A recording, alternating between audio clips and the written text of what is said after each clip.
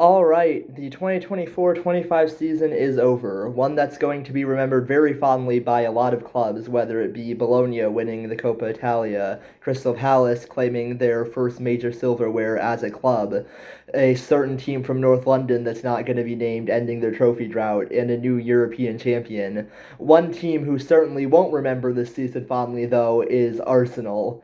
At least not their men's team, anyways. I will do the women's season review after this one. I know their season ended a week ago, but I wanted to save it to do it last because that one's going to be a whole lot more fun to make than the men's side of things.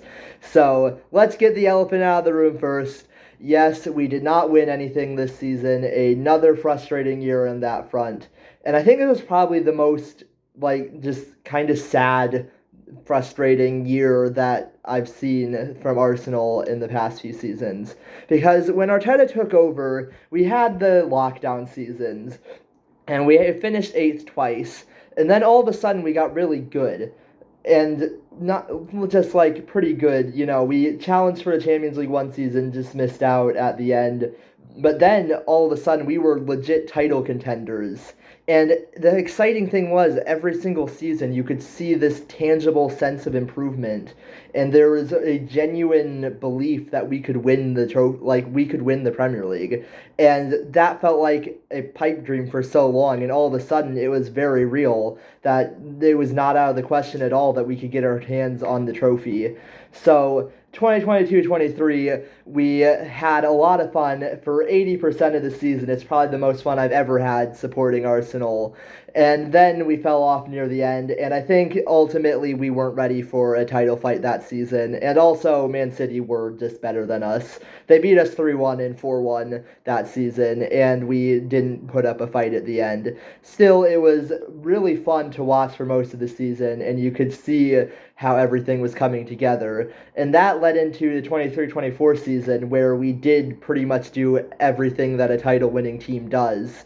After January, we were pretty much perfect. Won 16 out of 18 games, drew one game to Manchester City, and lost once to Aston Villa. And that Aston Villa loss is one of the most heartbreaking losses I have witnessed, because that cost us the title. That singular loss was enough to mean that a somehow even more perfect Man City team beat us to the title.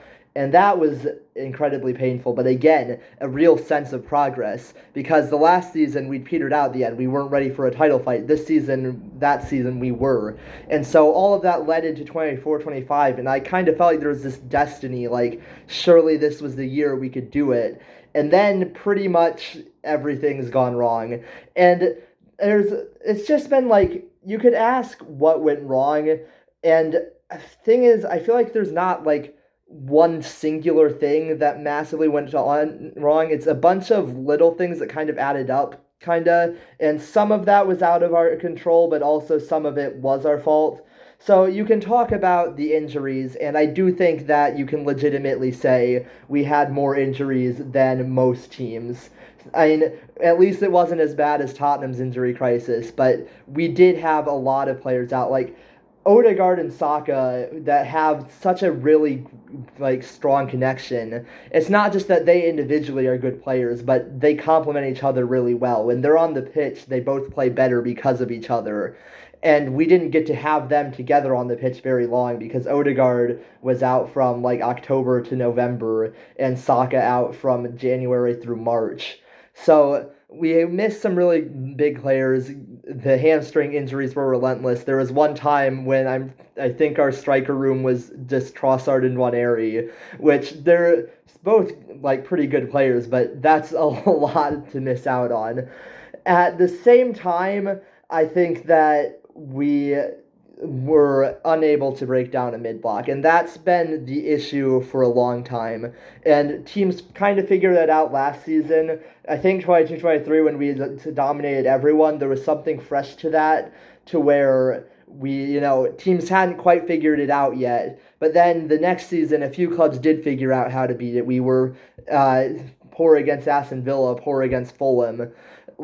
it's these mid-table teams that have figured out how to effectively mid-block and then catch us with pace. And the Premier League in general is becoming a faster league, and play is moving towards counterattacks. And most of Arsenal's goals they conceded this season, or at least a large part of them, were counterattack goals. But teams were getting very good at mid-blocking us and catching us out on the break. West Ham beat us that way. Fulham got results. Newcastle got results. Newcastle beat us 3 times this season.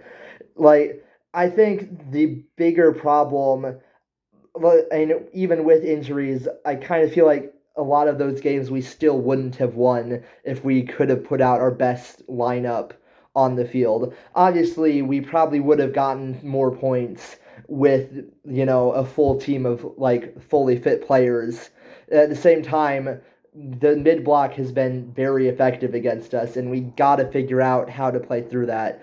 Zubamendi is going to be helpful with that. If we could get Rodrigo and Šeško, it looks like Isak's not going to happen. Isak was kind of far off anyways, and now Newcastle's gotten Champions League football. It was unlikely before, and now it's definitely not happening. Looks like Gyökeres is off the table too, but Šeško is looking likely, so I look forward to that and what a revamped attacking line might look like next season, because there are some moves we need to make in the transfer window, and it seems like we actually are making them now. We didn't necessarily do that in the last window. At the time, I wasn't actually that upset with our transfer business because I thought it was kind of just like some depth signings.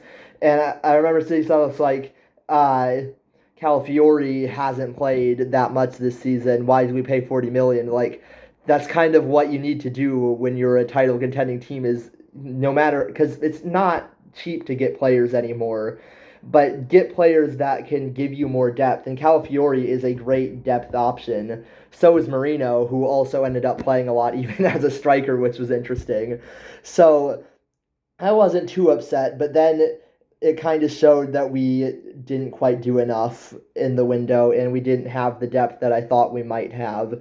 Getting rid of Smith Rowe Smith Rowe is good enough to play at another club and start. So I kind of understand how and why it happened, but it was still sad to see him go. Like, Fabio Vieira, why did we get rid of him? That's an attacking option we could have used later. So I think that we were somewhat poor in the transfer window, and then we've really struggled with mid blocks, which meant that against the top teams we've continued to do very well, but against mid-table clubs especially, that kind of bunch of again, Fulham, Newcastle, Aston Villa, Bournemouth, all those teams have figured out a very effective game plan against us that's consistently worked. And I think that was probably our biggest issue this season, and that's where tactical changes have to happen, because we can't win the league if we can't beat a bunch of mid-table teams, even if we perform really well against the top sides. So there's that. There is also the red cards. Some of them, I think it was really annoying early on because it felt like we were the only team that were getting punished for delaying the restart. That being said, some of the red cards have been a bit more legitimate since then, and I don't think that you can really say red cards are what cost us the title. There were so many things that cost us the title this year. And again, some of that's not our fault, some of it is. I don't think we can really claim that this was undeserved, our position. It's been disappointing. And it's also disappointing that we didn't win the cup competition. It's probably the most legitimate criticism of Arteta, is that he hasn't done very well in the domestic cups, and that is trophies up for grabs. It'd be really nice, even if it's just an EFL Cup or an FA Cup, it'd be really nice to win something. So hopefully we can do a bit more in those. It seems like Arteta's finally taking them a bit more seriously. He hasn't in past few years, so hopefully we can go on and win something next season. And with the changes that could be coming in the transfer window, there is still hope. This is still a very good team, and this is still largely the same squad that got 89 points the season previous. And even Klopp and Mourinho have had seasons where it's been really poor. They've had the benefit of having won stuff before those poor seasons, though, so it didn't feel quite so crushing. But I don't think the project is done. Like, I don't think this is a crushing blow that means we're never going to get back up. But it is absolutely a disappointing season, and things will have to change next summer or next season. And what we do in the transfer market now is really important to that. I am actually quite happy now to have a break from Arsenal. It's been a long season. I'm fully ready to spend a few months where I don't have to worry about Arsenal for a while. Now I can get into international football, which is something I absolutely love, and the Gold Cup's coming up.